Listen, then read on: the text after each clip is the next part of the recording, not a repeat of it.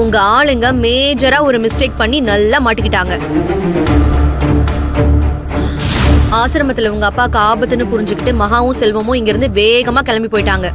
தப்பெல்லாம் என்னோடதான். நான் இன்னும் கொஞ்சம் அலர்ட்டா இருந்திருக்கணும். சரி, ஃபைனலா என்னதான் ஆச்சு?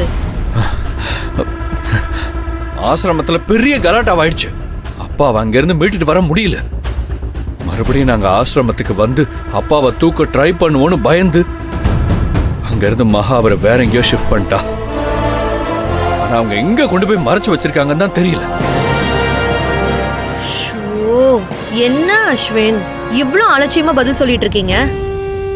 தெரியலையேன்னு உட்காந்துட்டு இருந்தா நாளைக்கு காலையில உங்க அப்பாவை மகா கோர்ட்ல கொண்டு வந்து நிறுத்திடுவாளே. அப்ப அவங்கள வரவிடாம தடுக்கணுமே. தடுக்கணும் தான். ஆனா அதுக்கு இப்ப அவர் எங்க இருக்காருன்னு தெரியணுமே. அதுக்கு என்ன பண்ண போறீங்க? வேற என்ன, எங்களுக்கு இருக்கிற ஆபத் பாந்தவன் நீங்க தானே. நீங்க தான் எங்களுக்கு கண்டுபிடிச்சு சொல்லணும். ஐயோ, என்ன விளையாடுறீங்களா அஸ்வின்?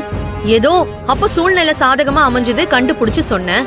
அவங்க ரொம்ப உஷாரா இருக்க மாட்டாங்களா இப்போ? அஸ்வின், இனிமே கண்டுபிடிக்கிறதெல்லாம் ரொம்ப கஷ்டம். அப்படியா சொல்றீங்க? அப்ப நம்ம தலையெழுத்த மாத்த முடியாதுங்க. என்ன சொல்றீங்க? ஆமா, நாளைக்கு கோர்ட்ல என் அப்பாவை என் மேல என்ன பழிய போட சொன்னாலும் அப்பா அப்படியே சொல்லுவார். அப்பா சொல்ற பொய்ல நான் இப்ப உள்ள போனா உங்களுக்கும் வேற வழி இல்ல, நீங்களும் என் கூட உள்ள வந்துதான் ஆகணும். ஏன் நம்ம ரகு நம்ம கூட துணைக்கு உள்ள வர வேண்டியதாதான். நான் என்ன பண்ணேன்? அஸ்வின், இதையே சொல்லி சொல்லி மிரட்டாதீங்க. உங்க மிரட்டலுக்கெல்லாம் நான் பயப்பட மாட்டேன். ஐயோ மேடம், நான் எதுக்கு உங்களை மிரட்ட போறேன்? ரிமாண்ட் எடுத்து போலீஸ் என்ன என்கொயரி பண்ணுவாங்கல்ல. இப்ப நீங்க தானே எனக்கு கால் பண்ணிருக்கீங்க. கால் ஹிஸ்டரி எடுக்கிறப்போ உங்க நம்பரும் வந்துரும்ல. நீங்க எதுக்காக எனக்கு கால் பண்ணீங்கன்னு